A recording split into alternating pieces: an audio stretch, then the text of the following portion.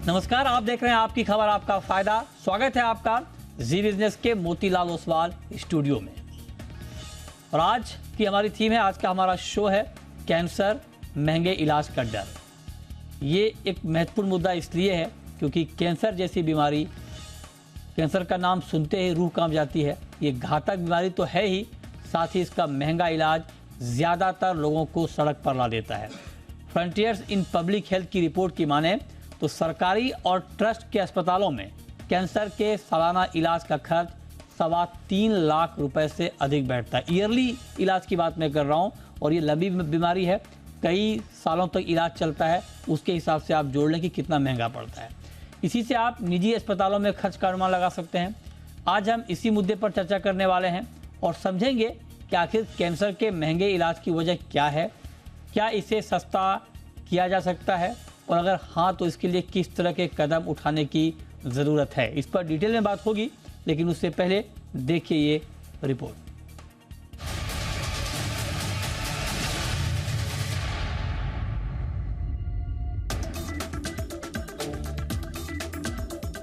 देश में स्वास्थ्य सेवाओं को लेकर स्थिति काफी बेहतर हुई है, लेकिन अभी बहुत कुछ किया जाना बाकी है। खासकर हम कैंसर जैसी घातक बीमारी के महंगे इलाज की बात कर रहे हैं। दरअसल frontiers in public health journal ने 12,000 कैंसर मरीजों पर किए गए एक सर्वे के जरिए इसके महंगे इलाज का लेखा जोखा पेश किया है। सर्वे में शामिल अस्पतालों में AIIMS, PGIMER Chandigarh, CMC Vellore, Tata memorial hospital Mumbai, Adyar cancer centre Chennai सरीखे अस्पतालों को शामिल किया गया है। इस सर्वे के मुताबिक सरकारी और ट्रस्ट के अस्पतालों में इलाज का सालाना औसतन खर्च 3,20,000 रुपए के करीब बैठता है। इसमें अस्पताल में भर्ती होने का खर्च 55,000 के करीब है और अस्पताल के बाहर के इलाज का खर्च 2,67,000 रुपए के करीब है। इस खर्च में लैब टेस्ट और जांच पर सर्वाधिक 36% खर्च होता है, दवाओं पर 28%, इलाज के दौरान दौड़ धूप और ट्रैवलिंग में 21%, रहने खाने में करीब 8% और करीब 6% अन्य खर्च हैं जो इलाज के दौरान मरीज की जेब हल्की करते हैं। ये उन मरीजों के खर्च का औसतन सालाना ब्यौरा है जो अपने इलाज के लिए अस्पताल आते हैं। अगर अस्पताल में भर्ती कैंसर के मरीज के खर्च की बात करें तो उनका 45% के साथ सर्वाधिक खर्च दवाओं पर आता है। इसके बाद 16% के करीब लैब टेस्ट और जांच पर होता है, 12% सर्जरी, रहने खाने पर 5% और 11% दूसरे खर्च शामिल हैं। आखिर क्यों कैंसर का इलाज महंगा है? इसका जवाब ये है कि देश में महज ऐसे 50 सरकारी संस्थान हैं जहां रेडियोथेरेपी की सुविधा मौजूद है। ये सभी सरकारी संस्थान बड़े शहरों तक सीमित है। ऐसे में दूर दराज के इलाकों के कैंसर मरीजों पर आने जाने, रहने खाने का खर्च ही काफी बढ़ जाता है। वहीं देश के करीब 200 निजी अस्पतालों में रेडियोथेरेपी की जाँच उपलब्ध है। जानना जरूरी है कि सरकारी अस्पतालों में रेडियोथेरेपी के खर्च जहां 7 से 8,000 रुपए बैठता है, वहीं निजी अस्पतालों में ये खर्च 1.5 से 2 लाख के करीब आता है। WHO के मानकों के अनुसार 10 लाख की आबादी पर रेडियोथेरेपी की एक मशीन होनी चाहिए, यानी देश में करीब 1400 रेडियोथेरेपी मशीन की जरूरत है, जबकि 700 मशीनें ही उपलब्ध हैं, यानी 50% मशीनों की कमी बनी हुई है। ये कमी भी कैंसर के इलाज को महंगा बना रही है। हालांकि सरकार ने हाल के दिनों में कैंसर की दवाओं को सस्ता करने का काम किया है, लेकिन पेटेंट दवाएं अभी महंगी बनी हुई हैं। वहीं देश में कैंसर के इलाज में एक बड़ी बाधा विशेषज्ञ डॉक्टरों की कमी भी है। 10 लाख की आबादी पर एक ऑन्कोलॉजिस्ट ही मौजूद है। इसकी कमी भी कैंसर के मरीजों के इलाज पर भारी पड़ रही है। ऐसे में इस दिशा में देश में अभी बहुत कुछ किया जाना बाकी है। ब्यूरो रिपोर्ट, जी मीडिया। और आज की इस चर्चा में हमारे साथ 3 खास मेहमान जुड़ रहे हैं। हमारे साथ हैं डॉक्टर रमाकांत के देशपांडे, डायरेक्टर हैं एशियन कैंसर इंस्टीट्यूट के। हमारे साथ डॉक्टर अंशुमन कुमार हैं, प्रेसिडेंट हैं तारा कैंसर फाउंडेशन के, और डॉक्टर प्रणव प्रकाश हैं, पब्लिक हेल्थ एक्सपर्ट। आप तीनों का बहुत बहुत स्वागत है आज की इस खास चर्चा में। मेरा सबसे पहला सवाल देशपांडे जी आपसे ये होगा कि सालाना करीब 3,20,000 रुपए का खर्च, वो भी एक ऐसी बीमारी में जो बीमारी बहुत लंबी चलती है, पता नहीं कितने सालों तक, ये इतना महंगा क्यों है सर इसका इलाज? जहाँ साहब जो आपने आंकड़े गिनवाए हैं यहाँ पे, जैसे आपने कहा कि 3 लाख सालाना खर्चा होता है, इससे मैं थोड़ा सा मेरा डिफरेंस ऑफ ओपिनियन होगा, क्योंकि ये सारी जो आपने डेटा जो प्रोड्यूस किया है ये गवर्नमेंट हॉस्पिटल का है। अगर आप प्राइवेट हॉस्पिटल का इलाज देखेंगे तो शायद ये जो फिगर है ये 3 गुना बढ़ जाएगी, तो वो 3 लाख नहीं होगा, करीब से 9-10 लाख तक जा सकता है। इसका कारण सीधा साधा है। अगर आप देखोगे कि इस ट्रीटमेंट में यानी कैंसर की जो इलाज होता है इसमें डायग्नोसिस से शुरू होगा, इन्वेस्टिगेशंस होंगे, बाद में डेफिनेटिव ट्रीटमेंट जो सर्जरी है, कीमोथेरेपी है, रेडिएशन जो है, इसमें टेक्नोलॉजी का बहुत बड़ा हाथ होता है। लेटेस्ट वाली मशीन्स लगती है। अभी रेडिएशन का मशीन अगर देखने जाइएगा, लीनियर एक्सेलरेटर का जो मशीन होता है, ये एक मशीन 20 करोड़ का होता है और इसमें दिन भर आप 60 पेशेंट का ट्रीटमेंट कर सकते हो। तो करीब करीब लाख से 1.25 लाख रुपए का तक इसका रेडिएशन का खर्चा होगा। अगर सर्जरी कहीं पे भी करनी होगी तो वो पेशेंट, वो मरीज 6 से 10 दिन या 12 दिन तक उसे अस्पताल में रहना होगा। 4 से 6 घंटे की सर्जरी होगी, बहुत सारे मेडिसिन लगेंगे, जैसे कि 30, 40, 50 हज़ार के मेडिसिन लगेंगे, साधन वगैरह लगते हैं। बहुत बार अभी पेट का अगर कैंसर होगा तो उसे हम जो कहते हैं कि जैसे स्टेपलर यूज़ होते हैं, उसमें स्पेशल मशीन यूज़ होती है जो सिर्फ एक बार इस्तेमाल करके फेंकनी पड़ती है, तो इसका खर्चा बहुत आ जाता है। तो गवर्नमेंट हॉस्पिटल में जो आप देखते हैं, जो बिल्डिंग होती है, जो मशीन्स होते हैं, वो गवर्नमेंट तो दे देगी, लेकिन उसका जो रिकरिंग एक्सपेंडिचर है उसे खर्चा जरूर आएगा। और उस खर्चे से आपने जो बोला है कि 3 लाख रुपए सालाना जो खर्चा होगा, अब जब ट्रीटमेंट शुरू हो जाती है, जैसे कि डायग्नोसिस से लेके कंप्लीट ट्रीटमेंट होने तक करीब करीब 4 से 6 महीने चले जाते हैं। बहुत सारा खर्चा होता है। बड़ी शहर में ये अगर इंस्टीट्यूट होगी तो दिन में आप अगर खड़े भी रहेंगे रास्ते पे तो भी आपका 1,000 रुपये रोज़ का जाने वाला है। तो इसके लिए ये खर्चा बहुत ज़्यादा होता है। और इसके बाद में भी प्रिवेंशन के लिए, आगे ये बीमारी नहीं आनी चाहिए, इसके लिए थोड़ी दवाएं देनी पड़ती है। कभी कभी आजकल तो इम्यूनोथेरेपी का बहुत इफेक्टिविटी समझ में आता है। इम्यूनोथेरेपी का एक इंजेक्शन अगर आप देने जाएंगे 1 लाख रुपए का 1 महीने का खर्चा है।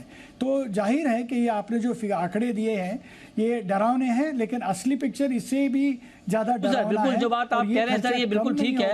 और हमने जो आंकड़े दिए हैं वो सरकारी अस्पतालों के दिए हैं, और हमने अपनी रिपोर्ट में ये बात बताई है कि ये सरकारी अस्पतालों के खर्च हैं, प्राइवेट के और भी ज़्यादा होंगे, निश्चित तौर पर ज़्यादा होंगे।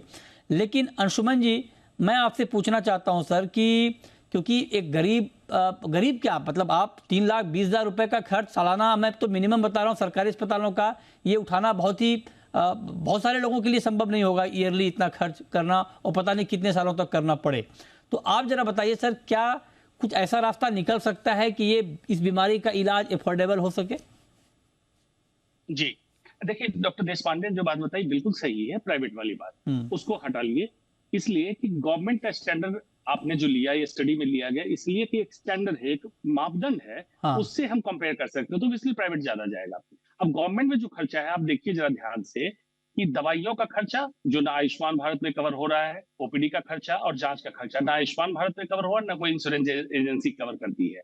ये आउट ऑफ पॉकेट एक्सपेंडिचर होगा लगभग 36%। 28% आपका बाकी जांच और ये दवाइयों और जांच को मिला दीजिए, लगभग 60% पहुंच गया। और ट्रेवलिंग का खर्चा और रहने का खर्चा ये मिला के लगभग 30%। तो आप समझ लीजिए 80% खर्चा तो निकल गया। अब गवर्नमेंट हॉस्पिटल में सरकार राजस्व दे रही है, प्राइवेट हॉस्पिटल में मरीज अपने दे रहा है। तो अगर इस 80% को कम करना है तो उसका फॉर्मूला है पहला, कि जो कैपिंग करी है कैंसर की दवाइयों, सिर्फ 492 दवाइयों पे कैपिंग अभी तक हुई है, बाकी दवाइयां खुले छूट में मिल रही है, जिसको जितना लूटना है उस पर लूट सकते हैं। दूसरी बात, डिसेंट्रलाइजेशन, विकेंद्रीकरण कैंसर अस्पतालों का, जो कि नहीं है हिंदुस्तान में। मतलब आपको प्राइमरी हेल्थ सेंटर पे बेसिक कीमोपोर्ट फ्लशिंग जैसी चीज हो जाए, और कम्युनिटी हेल्थ सेंटर पे उसकी कीमोथेरेपी और रेडियोथेरेपी लग जानी चाहिए, जो हिंदुस्तान में नहीं है। तो इंसान को ट्रेवल करना पड़ता है। दूसरा, जन औषधि केंद्र जो आपने खोला, उसमें क्या कैंसर की सारी दवाइयां उपलब्ध है? नहीं है। क्वालिटी एश्योरेंस की भी समस्या आ रही है, इसलिए लोग का ट्रस्ट नहीं आ रहा है कि जन औषधि से दवाइयां ले लें, जो दवा उपलब्ध नहीं है। तो ये समस्या है। और तीसरी बात जो आपने दिखाया, 10 लाख पे एक ऑन्कोलॉजिस्ट, इसके एवज में लोगों ने क्या कर दिया, जैसे आयुर्वेद होम्योपैथ का और एलोपैथ का ब्रिज कोर्स कराया था, सेम किसी डॉक्टर को अलाउ कर दे रहे हैं कैंसर का इलाज करो। अल्टीमेटली क्या हो रहा है कि आउटकम ठीक नहीं होता है, मरीज को रेकर करता है, बार बार एक्सपेंडिचर बढ़ता जाता है। तो आपको standardisation of the oncologist, ability of oncologist, विकेंद्रीकरण कीजिए, कैंसर अस्पतालों को बढ़ाइए और कैपिंग, ब्लैंकेट कैपिंग कैंसर की दवाइयों और सारे कंज्यूमेबल्स पे करिए, क्योंकि ये इलाज बहुत महंगा है। 3 फार्मूला है, कैंसर का इलाज सस्ता हो जाएगा। बिल्कुल, तो ये 3 फार्मूले आपने बताया जिससे कैंसर का इलाज सस्ता हो जाएगा। ये 3 फार्मूले तो हैं ही, लेकिन मैं एक चौथा फार्मूला आपसे पूछना चाहता हूं प्रणव प्रकाश जी, जो कि आप पब्लिक हेल्थ एक्सपर्ट हैं, और जैसे अभी अंशुमन जी ने बताया कि बहुत सारी चीज़ें जो हैं वो कवर नहीं होती हैं इंश्योरेंस में, और उससे मरीज का खर्चा और बढ़ जाता है। तो आपको लगता है कि जो इस तरह की बीमारी है, कैंसर जैसी बीमारी है, इसके कवरेज के लिए कुछ इंश्योरेंस कंपनियों के नियम कायदे कानून भी बदलने चाहिए, उसकी आवाज़ उठनी चाहिए, क्योंकि अगर किसी को एक बार कैंसर डायग्नोज हो गया, बेशक वो एडमिट नहीं हो रहा है, लेकिन अगर वो अस्पताल जा रहा है, ओपीडी का खर्च है, जांच करा रहा है, बाकी दवाइयां ले रहा है, क्या आपको लगता है कि ये सब सारी चीज़ें कवर होनी चाहिए? इसके लिए कोई नया फ्रेमवर्क बनना चाहिए? ये बहुत अच्छा इशू आज आप लोगों ने रेज किया है, और इसमें मैं 2 तरह के सॉल्यूशन पे चर्चा करना चाहूंगा, ना कि सिर्फ एक तरह का। एक बात है, जब हम इंश्योरेंस को रीफ्रेम करने की कोशिश करें, यानी कि इंश्योरेंस में उन लोगों को इंक्लूड करने की कोशिश करें जो अब तक इंश्योरेंस के दायरे में नहीं आए, या जिन्होंने शायद लेट उम्र है। हिंदुस्तान में, जैसा कि पब्लिक हेल्थ के रिसर्च में हम देखते हैं कि इंश्योरेंस की रीच आज भी काफी कम है, और बहुत सारे लोग हैं जो काफी लेट एज में इंश्योरेंस में रीच करते हैं। तो कहीं ना कहीं उनको भी बेनिफिट देने के लिए हमें एक सिस्टम जनरेट करने की जरूरत है। इसके साथ साथ एक बहुत इंपॉर्टेंट पहलू है जो कैंसर की बात करने में अक्सर इग्नोर हो जाता है, यानी कि जब भी हम कैंसर की बात करते हैं, हम बात करते हैं कि किस तरह से हम कॉस्ट को रिड्यूस करें, और एक बहुत बड़ा कॉस्ट रिडक्शन फैक्टर है पूरे कम्युनिटी और कंट्री लेवल पे। जी हाँ, कैंसर को हम प्रिवेंट कर सकते हैं। आज जो सबसे बड़ी एपिडेमिक से इंडिया जूझ रहा है वो है ओबेसिटी, यानी कि मोटापा। और मोटापा आज हर तरह से कैंसर के इश्यूज को रेज करता है, और साथ में इनएक्टिविटी। तो अगर हम इनएक्टिविटी और ओबेसिटी, इन दोनों चीजों को भी इंक्लूड करें हेल्थ सिस्टम में और उस पर इंटेंसली वर्क करें। पब्लिक हेल्थ में मैं देखता हूं कि वर्ल्ड ओबेसिटी डे हम मनाते हैं या वर्ल्ड हार्ट डे मनाते हैं जब बात होती है एक्सरसाइज की और ओबेसिटी रिड्यूस करने की। बट अगर व्यापक पैमाने पे हम इसको इम्प्लीमेंट करें और यंग एज से बच्चों को ओबेसिटी कम करने में और एक्सरसाइज को बढ़ाने में बच्चों को इंकरेज करें, we can reduce the cancer rates by more than 30%। And I am talking with all honestly and all knowledge of science behind it. And consider if you reduce rate by 30%, what kind of cost we will be able to reduce. Right. और जिस तरह से अभी हमारी population young है, ये process पे work करने का राइट टाइम है। तो एक तरफ से हमें इंश्योरेंस का दायरा बढ़ाना होगा और दूसरे तरफ प्रिवेंटिव मेजर के तौर पे हमें ओबेसिटी रिडक्शन और इनएक्टिविटी के ऊपर प्रहार करना होगा और लोगों को इंकरेज करना होगा कि कैंसर को किस तरह से हम प्रिवेंट करें, and also through dietary means. ठीक बात है, ये महत्वपूर्ण सुझाव है सर जो आप दे रहे हैं कि ताकि आप मतलब जो बात आप बता रहे हैं, जो सुझाव आप दे रहे हैं, ये महत्वपूर्ण है ताकि आप कैंसर जैसी बीमारी को रोक सकें। छोटा सा ब्रेक लेंगे, लेकिन इसका एक महत्वपूर्ण पहलू ये भी है, एक तो दवाई महंगी है, बाकी जांच महंगे हैं, इसको कैसे कम किया जाए, ये तो महत्वपूर्ण मुद्दा है ही। साथ साथ कुछ ऐसे प्रावधान होते हैं जिसके जरिए आप सस्ता इलाज ले सकते हैं, लेकिन मरीज को इसके बारे में जानकारी मिल नहीं पाती है। हमारे साथ तीनों एक्सपर्ट बने हुए हैं। रमाकांत देशपांडे जी, अब मैं आपसे पूछना चाहता हूं सर एक सवाल, जो बात अभी अंशुमन जी ने बताया, आपके हिसाब से, क्योंकि अभी अंशुमन जी कहते हैं कि 500 से भी कम दवाइयों पर प्राइस कैपिंग है, क्या आपको लगता है कि इसकी गुंजाइश है कि आप कैंसर की जितनी भी दवाई है या कुछ को छोड़ दें, लेकिन मैक्सिमम मेडिसिन को आप कैपिंग के दायरे में ला पाएँ? क्या इसकी गुंजाइश है? क्या जो कैंसर की जाँच है या जो बाकी आपने बताया कीमोथेरेपी और बाकी चीजें, क्या उसको और सस्ता करने की गुंजाइश है सर, और क्या जा सकता है? देखिए, अगर ये ऐसा किया जा सकता है तो बहुत ही अच्छी बात है। इच्छा तो बहुत होती है, लेकिन हर चीज़ अपने हाथ में नहीं होती। जैसे कि इन्वेस्टिगेशन अगर करना हो तो बहुत सारी लैबोरेटरीज आज ऐसी है जो एकदम कम कीमत से वो ब्लड इन्वेस्टिगेशंस वगैरह करने शुरू लगी है, लेकिन जो एक्सरे है, सीटी स्कैन है ये इसकी मशीन जो बहुत एक्सपेंसिव होती है और ये एकदम ही चीप करना बहुत ही मुश्किल होता है। जब तक गवर्नमेंट इसे नहीं करे या गवर्नमेंट इसे डोनेट नहीं करे तब तक कुछ भी करना बहुत मुश्किल होगा। तो इन्वेस्टिगेशन में सारी चीज़ें आप एकदम चीप करेंगे ये नहीं हो सकता। दूसरी बात ऐसी कि जो कैपिंग करना हो, भला कैपिंग अगर आप चीज़ मुफ्त में दे रहे हो या कंसेशनल रेट में दे रहे हो या हॉस्पिटल्स को आप अगर कंसेशन दे रहे हो इलेक्ट्रिसिटी में, टैक्सेशन में, तो आप डिमांड कर सकते हो कि भाई आप कंसेशन में करिएगा। लेकिन ये चीज़ें सारी कमर्शियल रेट पे ही चलती है, तो जाहिर है कि ये भी कंपलसरी आप नहीं कर पाएंगे। आज कैंसर की जो इलाज के लिए जो मेडिसिन बनती है ये बहुत भारी रिसर्च के बाद बनती है और ज़्यादातर ये आज भी फॉरेन से आती है, जैसे कि जिसे टारगेटेड थेरेपी कहते हैं, इम्यूनोथेरेपी कहते हैं इसे। और फॉरेन में क्या है कि वो रिसर्च का कॉस्ट जो लगाते हैं, जैसे कि इनका एम जो रहता है ना कि हर 5 साल में नई नई मेडिसिन आती है, तो जो मेडिसिन आज इन्होंने 5-10 साल हज़ारों करोड़ लगा के अगर इन्होंने इनोवेट की है तो उसका पैसा वो 5 साल में निकालने का कोशिश करते हैं, क्योंकि 5 साल के बाद दूसरा मेडिसिन आएगा और ये मेडिसिन उनके काम का नहीं रहेगा। तो इस ऐसी मेडिसिन को आप बहुत ही चीप रेट में अगर मांगना चाहो तो शायद ये नहीं हो पाएगा। तो आप सारी मेडिसिन को कंपलसरीली रेट के दायरे में नहीं ला पाएंगे। तो ये जो राइजिंग कॉस्ट है ये राक्षस तो इतनी आसानी से काबू आने वाला नहीं है।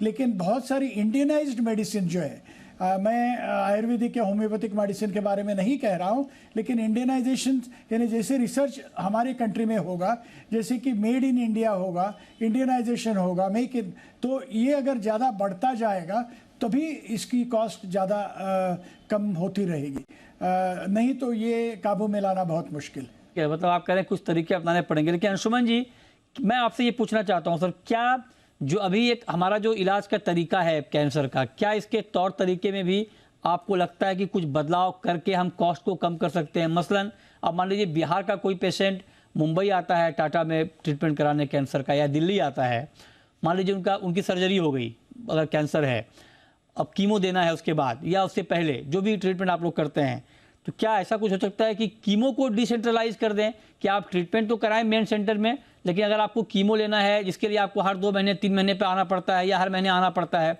वो आपको ना आना पड़े, आपके नियर बाय में कोई ऐसा सेंटर हो जहां पर आप कीमो दे दें या बाकी चीज़ें जिसके लिए आपको इतना दूर ना आना पड़े? क्या ये मैकेनिज्म कुछ हो सकता है सर अंशुमन जी? जी मृत्युंजय जी, यही बात मैंने कही थी जब विकेंद्रीकरण डिसेंट्रलाइजेशन की बात कही थी कि जो इलाज CHC community health centre level पे हो सकता है उसको वहीं उपलब्ध कराएं। उदाहरण के तौर पे आपने बता ही दिया, सर्जरी करा के मरीज चला जाए, कीमोथेरेपी लंबे 3, 4, 5 महीने 6 महीने तक की दवा चलनी है, अपने एरिया में जाके ले इसकी सुविधा। दूसरी बात, जो पेटेंटेड मेडिसिन है, पेटेंटेड मेडिसिन मॉलिक्यूल कम है, उस पर कैपिंग करना मुश्किल है, बिल्कुल ठीक है। लेकिन उससे कई गुना ज्यादा जो पेटेंट से बाहर हो चुकी मेडिसिन, उसका भी प्राइस बहुत आसमान छूने वाला प्राइस है, उस पर आप कैपिंग कर सकते हैं, संभव है। इंडियनाइज मेडिसिन ला सकते हैं, ये भी संभव है। तीसरी बात, यूनिफॉर्म नेशनल प्रोटोकॉल, कैंसर का प्रोटोकॉल, जैसे अमेरिकन प्रोटोकॉल एक है जो पूरे वर्ल्ड को मानते हैं हम लोग, NCCN।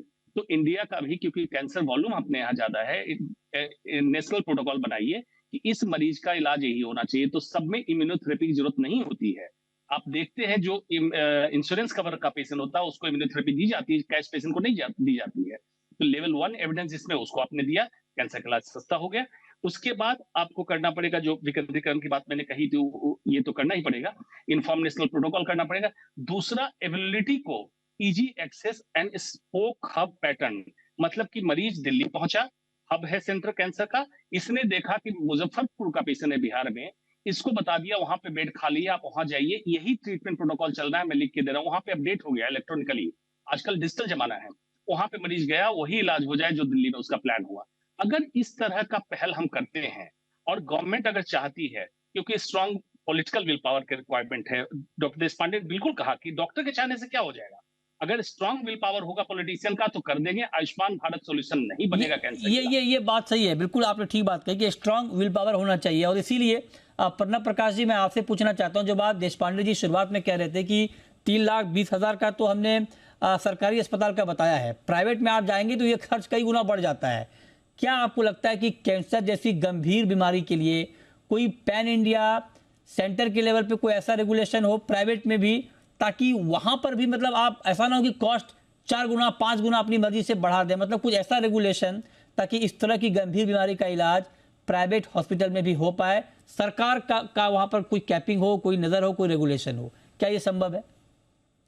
जी, जैसा आपने बिल्कुल सही कहा, कैंसर की रोकथाम और इसके इलाज के लिए अगर हम प्राइवेट सेक्टर की बात करें और जिस तरह से हायर कॉस्ट आज प्राइवेट सेक्टर में हो रहा है, दो चीजें की जा सकती है। एक, गवर्नमेंट सारे प्रोसेसेस को स्टैंडर्डाइज करे, जिससे कि चाहे पेशेंट एक हॉस्पिटल में इलाज करा रहे या उसे लेके दूसरे हॉस्पिटल में जाए, सेम ट्रीटमेंट प्रोसेस फॉलो हो और किसी भी ट्रीटमेंट प्रोसेस के अंदर डायग्नोस्टिक प्रोसेसेस की रिपीटिशन ना हो, यानी कि एक जगह आपने टेस्ट कराया, वही टेस्ट अगर आप अगले सेंटर में जाते हैं दोबारा ना करवाना पड़े। इसके साथ साथ जब हम हर एक प्रोसेस को स्टेप बाय स्टेप स्टैंडर्डाइज कर देंगे, देन हम उसके ऊपर एक राइट प्राइसिंग कर सकते हैं। और आज आपने देखा होगा, चाहे कोविन की प्लेटफॉर्म हो या गवर्नमेंट के दूसरे तमाम प्लेटफॉर्म हैं, आज गवर्नमेंट आईटी सेक्टर में गवर्नमेंट के पास ऐसे इंफ्रास्ट्रक्चर हैं जब गवर्नमेंट हर स्टेप के प्रोसेस को स्टैंडर्डाइज करके उसकी प्राइसिंग सेट कर सकती है और उस सेट प्राइसिंग के ऊपर हर पेशेंट की अलग ट्रीटमेंट होगी। अभी जिसकी चर्चा चल रही है डिजिटल रूपी की, तो इस तरह से गवर्नमेंट एक सब्सिडाइज्ड डिजिटल रूपी भी प्रोवाइड कर सकती है जो पेशेंट को ट्रीटमेंट के लिए दिया जाए। ये महत्वपूर्ण सुझाव है सर, ये जो आपने बताया है ये बहुत महत्वपूर्ण सुझाव हैं और इसके ऊपर निश्चित तौर पर गौर करना चाहिए, क्योंकि ये बीमारी इतनी महंगी है कि आप एक तो बीमारी का नाम सुन के आदमी परेशान, ऊपर से खर्च इतना, तो मतलब पूरी फैमिली की फैमिली तबाह हो जाती है। सर देश पांडे जी, एक बात जो अभी प्रणव जी कह रहे हैं बहुत महत्वपूर्ण है कि आमतौर पर सिर्फ कैंसर में नहीं, बाकी बीमारियों में भी ये देखा जाता है। जैसे मान लीजिए आप किसी अस्पताल में गए, आपने वहाँ ट्रीटमेंट शुरू कराया, आपने सारी जांच करा ली, आपको सेटिस्फेक्शन नहीं मिला या किसी ने रेफर कर दिया कि आप दूसरे अस्पताल में जाइए, वहाँ जाने के बाद फिर वो कहते हैं कि आप पूरी जांच कराइए, 2-4 दिन के गैप में भी कहते हैं कि नहीं आप फिर से पूरी जांच कराइए। क्या आपको लगता है कि ये अनफेयर प्रैक्टिस है सर? इसको तो एटलीस्ट रोका जा सकता है। अगर कोई भी हॉस्पिटल ऐसे करता है तो जाहिर है कि ये अनफेयर प्रैक्टिस है। लेकिन कभी कभी क्या होता है, जैसे कि आपकी ब्लड शुगर सवेरे हो सकती है कि 200 हो और शाम को वो 250 हो और कल सवेरे मेडिसिन के डिपेंड करके 125 हो। तो हर बार ये बोलना है कि ये गलत प्रैक्टिस है, ये भी बराबर नहीं है, क्योंकि जो आपको ट्रीटमेंट देगा, जो आपकी जान बचाएगा, वो डॉक्टर को भी अपनी खुद की असेसमेंट होगी। लेकिन ये कोई भी हॉस्पिटल ये सरासर ये ऐसी पॉलिसी नहीं बना सकता कि अगर हमारे दरवाजे में आए तो हम ही इन्वेस्टिगेशन करेंगे, दूसरे का हम बिल्कुल नहीं मानेंगे, ये नहीं हो सकता। ज़्यादातर जैसे कि हमारे खुद के हॉस्पिटल में 1 महीने तक हम एक्सेप्ट करते हैं। सर आप तो नहीं ये बात जो आप कह रहे हैं देश पांडे जी, जो बात आप कह रहे हैं सर, लेकिन आप कह रहे हैं ठीक कह रहे हैं, लेकिन ये होता है, आप देखिए बड़े अस्पतालों में होता है और आप बिल्कुल 2 दिन के गैप में जाइए। आपकी बात ठीक है कि डायबिटीज फ्लक्चुएट करता है आज शाम या कल सुबह में, लेकिन कुछ ऐसी जांच होती है जो बिल्कुल आपने एक बार करा लिया तो फिर वो मतलब उसमें आपको पता चल गया है। आपने और भी मान लीजिए अगर आप कैंसर का मेमोग्राफी आपने करा लिया या मान लीजिए बायोप्सी आपने कहीं से कराया या कुछ और अल्ट्रासाउंड कराया, अब किसी अच्छे रिप्यूटेड अस्पताल में कराने के बाद भी दूसरे अस्पताल में जाए फिर से आपकी वही जांच होती है, और ये होता है सर, ये मतलब फ्रीक्वेंटली होता है। कराना जरूरी नहीं है। हाँ जी, तो इसकी जरूरत नहीं पड़ती। अगर एक्सरे फिल्म्स आपके पास है, हो सकता है कि आपका डिफरेंस ऑफ ओपिनियन रिपोर्टिंग के बारे में हो, लेकिन एक्सरे फिल्म के बारे में तो डिफरेंस ऑफ ओपिनियन नहीं हो सकता। तो अगर मरीज अपने पास साथ अपना स्कैन या एक्सरे साथ में ले आया हो तो वो रिपीट करने की जरूरत नहीं पड़नी चाहिए। ये बात ठीक है, इसके ऊपर निश्चित तौर पर गौर होना चाहिए। इससे भी बहुत बड़ी राहत मिलती है मरीज को, क्योंकि बहुत ज्यादा जांच कई बार एक बीमारी को लेकर होती है और दोबारा आप वही जांच कराएं फिर आपको उतने ही पैसे लगेंगे। एक आखिरी सवाल अंशुमन जी मेरा आपसे ये होगा, ये सारी बातें हमने कर ली, लेकिन बहुत सारे ऐसे मरीज हैं जो, ये तो ठीक है कि आगे सरकार को क्या करना है या क्या होना चाहिए उसके ऊपर हमने बात की, लेकिन जो एग्जिस्टिंग बेनिफिट हैं लोगों के लिए, लोगों को नहीं मालूम है, मरीज को, जो कैंसर के मरीज हैं उनको नहीं मालूम कि उनको क्या क्या बेनिफिट मिल सकते हैं, कहां कहां से सस्ते इलाज के विकल्प उसके लिए मौजूद हैं। ये जरा अगर आप कुछ बता दें अंशुमान जी, 2-3 उपाय, तो बड़ी राहत होगी उन लोगों के लिए जिनको जानकारी नहीं है। जी देखिए, उससे पहला तो ब्रिजिंग द गैप यही होगा जिसपे अभी आपने चर्चा की कि रिपीट इन्वेस्टिगेशन, इसमें ब्लड शुगर एक्सरे कोई बात नहीं, बट छोटी जांच है 100, 200, 500, 1000 रुपए की। Main CT scan, MRI, PET scan, जिसकी सीधी आज दे दी जाती है। फिर भी जिस स्टडी पे आज हम चर्चा कर रहे हैं, उस स्टडी में जितने इंस्टीट्यूट इन्वॉल्व, उससे 4 इंस्टीट्यूट को मैं जानता हूं जो जांच रिपीट करते हैं, और उस जांच में लगभग 3 से 4 हफ्ते का समय निकल जाता है। एक तो इसको गैप करना है। अगर मरीज को ये ट्रस्ट हो जाता है कि मैं जाऊंगा, रिपोर्ट लेके, सीटी लेके, मेरा इलाज सही हो जाएगा, तो एपेक्स इंस्टीट्यूट जितने हैं कैंसर के सरकारी हॉस्पिटल की बात कर रहा हूँ, वहां इलाज उनका सस्ता हो सकता है। एक बात। दूसरी बात, रेडियोथेरेपी, कई ऐसे सेंटर हैं जो आपके घर के पास टाइप बी सिटी में उपलब्ध है, वहां पर रेडियोथेरेपी हो सकती है। कई ऐसी एनजीओ हैं, संस्था हैं, उनसे जाके संपर्क कीजिए जिसमें बेसिक इलाज आपका कीमोथेरेपी रिलेटेड, रेडिएशन रिलेटेड, उनका टाई अप है। कुछ ऐसे हॉस्पिटल से बहुत नॉमिनल खर्च में उनका टाई अप है, वो आपका इलाज करा देते हैं। तो इस तरह से अवेयरनेस, जागरूकता की भी जरूरत है। और एनजीओ वालों से भी मैं कहना चाहूंगा, आप भी पब्लिक में उतरिए, जागरूक कीजिए उनको और ब्रिज द गैप कीजिए, क्योंकि ये क्राइसिस का पीरियड है। Right. शौक से कैंसर नहीं ले रहा है, बहुत बिल्कुल सारी ठीक। समस्याएं हैं एनवायरमेंट। बहुत बहुत महत्वपूर्ण बात सर आपने कही कि ये तरीके हैं, और इसमें एनजीओ को भी आगे आना चाहिए, क्योंकि बहुत महंगी बीमारी है, परिवार, फैमिली तबाह हो जाता है इसमें।